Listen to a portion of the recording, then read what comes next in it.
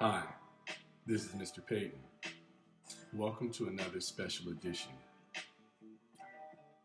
I got some really good feedback on my last special edition on love.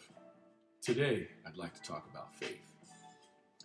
You know, we live in a world where there's a lot of polarization, but there's also a lot of irony, right? Where we'll say one thing, but then we'll contradict it and say that we believe in something else.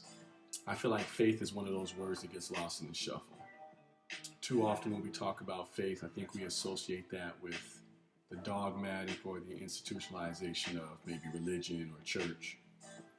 For me, faith has always been a very personal journey. Now, I was raised in a Pentecostal church, and so there were some, I wouldn't say major restrictions, but there were definitely some rules that we followed or whatever. And as we got older, my mother moved to a different church. We went to probably I would say maybe a more wide open Baptist type of approach. As a person, I've been willing to read about many different types of religious faiths. So I would say that faith for me is just belief. And the key to that belief is I don't always have to see it. I don't necessarily need to see that it's gonna work out or that there is proof that it's gonna work out. I just have this inner drive, this inner feeling that things are going to be okay.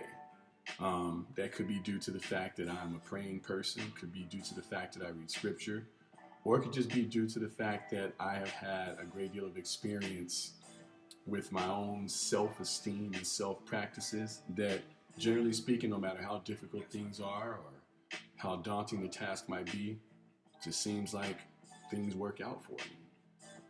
I definitely attribute that to a higher power. I most certainly believe in God. I am a Christian person.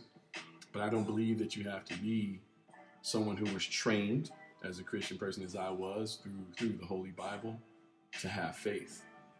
And in times like this, where things are difficult for a lot of people, I would just want to encourage people to be faithful. In my own life, on our campus, we had a major tragedy. And there was a loss of life. And in those times, I tend to be very stoic, very focused. I become even more servant-centered. I start looking around for people I can help, people I can support, things that I can do to lessen the load. That's just an automatic for me. That's not to say that I don't do that in my regular everyday life, but when things get difficult, I even lock in a bit more. And I just think that today, on the Sabbath, that it's important that I find a way to continue to encourage people to be faithful. I feel like faith can get us through some difficult moments. It can get us to a point where we can find that light, as they say, in some of those dark times.